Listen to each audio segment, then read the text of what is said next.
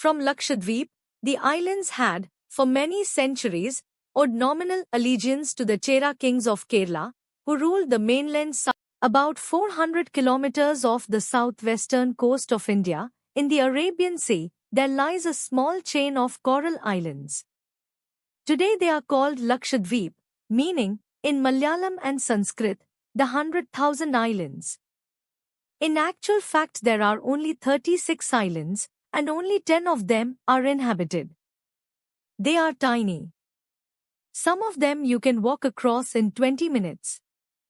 The largest, Androt, is about 5 kilometers long. The islands are made entirely of coral. There is no rock.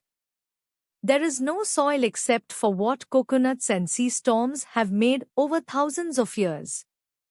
The people who live there speak a language called Malayalam on the southern islands, and Male, related to Maldivian Dhivehi, on the northernmost island of Minicoy. The islanders had been living there, by oral tradition, for at least 2,000 years. They were Hindus. They worshipped the local sea goddesses and the gods of the surrounding waters. The islands had, for many centuries, owed nominal allegiance to the Chera kings of Kerala, who ruled the mainland's southwestern coast. The Chera kings had no real interest in the islands.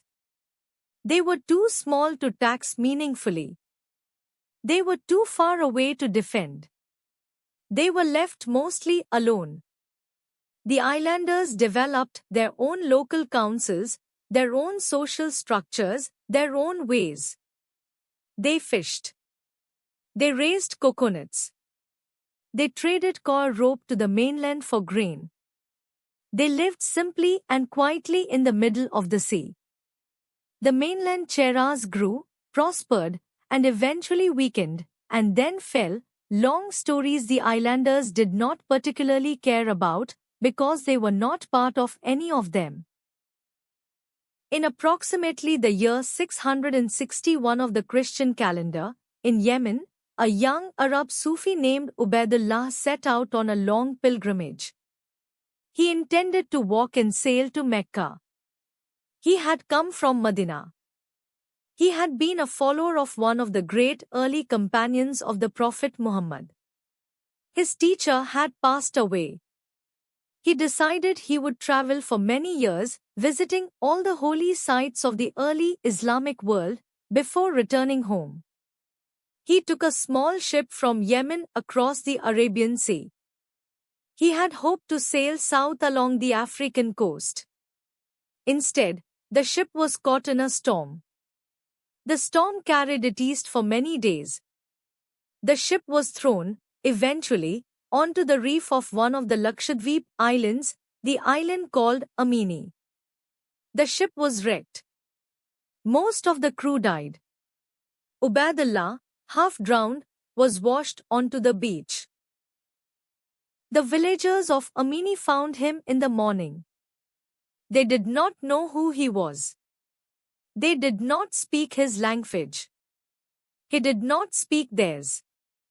They took him in. They gave him coconut water. They gave him fish. They let him sleep in a hut beside the lagoon for many weeks while he recovered. Ubaidullah, slowly, learned to speak Malayalam. The villagers, in turn, learned some words of Arabic. Ubaidullah, by training, was a spiritual teacher. He could not help, even on this remote island, doing what he had been trained to do. He began to talk to the villagers about his faith. He told them about the Prophet Muhammad. He told them about the one God. He told them about the mercy of Allah toward all His creatures. Some of the villagers, who liked Ubaidullah personally and were curious about his stories, began to learn more from him. A small group of converts formed around him on Amini. But most of the islanders were not pleased. They had been Hindus for many centuries. They saw no reason to change. They saw, in fact, considerable reason not to change. They began to suspect Ubaidullah of trying to subvert their culture. There were arguments. There were tensions. Eventually, the village headman of Amini asked Ubaidullah to leave. They sent him by canoe to a nearby island, Androt. The same thing happened on Androt. Ubaidullah preached. Some villagers converted. Most resisted. The local leadership again asked him to leave. He moved to a third island. He moved to a fourth. He moved to a fifth. He spent, the local chronicles say, many decades crossing the islands, teaching, debating, occasionally being attacked, occasionally being sheltered.